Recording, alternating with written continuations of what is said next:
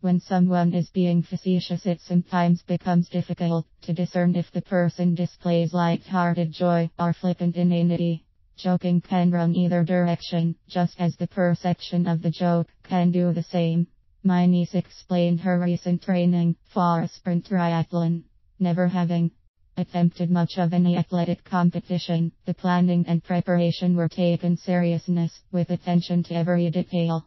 While I had encouraged several months of exercising in each of the 3 categories, building a little at a time, my strongest recommendation included that during the final month Lisa practiced transitioning, swimming to biking, biking to running.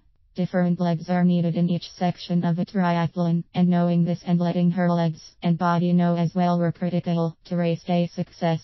Any reader who has participated in a competition realizes that fitting adequate prep time into an already jammed schedule is not a simple task, and so it wasn't until the week before the event that Lisa had the time and elements in place for a run through.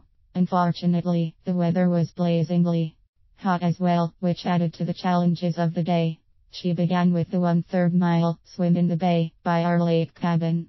She stroked rapidly down to the end, turned around, and began her return paddle with ease. She had her eye on 2 goals, end of the swim, and a successful practice run.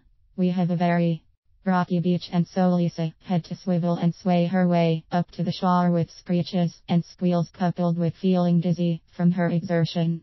Her husband cheered as her mom started shouting orders. Hurry! Time's ticking.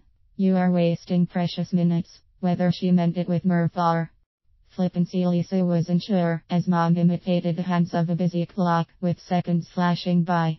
Neither frown nor smile crossed mom's lips, but plenty of advice protruded. Hopping on one foot while trying to dry and sock the other, husband continued to applaud and mom persisted with faster, faster, tick tick tick. Whether to laugh, scream or cry, Lisa hopped onward as she brushed dirt and twigs from her other foot, slipped into her sock and shoes, shorts and shirt and helmet. Rushing to her bike, she tangled in the pedals, lurched and tumbled almost to the ground, but then managed to gather her balance and begin her 12-mile ride.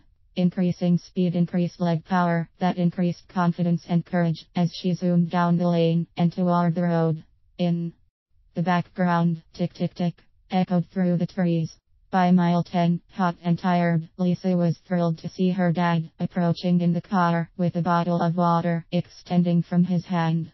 He came close to her, supposedly to hand off the water, but then altered speed, and instead of a water bottle within reach, she found herself crashing into weeds and bushes along the side of the road. Fearlessly she kept her bike upright as she bumpily steered back onto the roadway, waving off the water and gliding back onto cars. Yep, in the passenger seat words sprang hurry, hurry, hurry.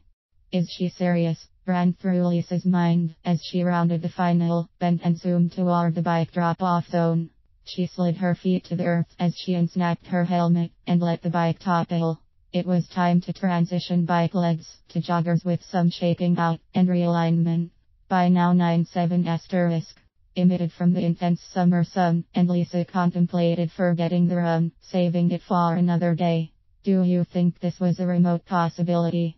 Absolutely not, as a resounding tick-tock, hurry up, get your legs going, peeled across the deck and landed in Lisa's face. Although she thought about running out the lane and hiding in the bushes for 30 minutes, she realized she had no choice, as mom would somehow know, and so away she churned.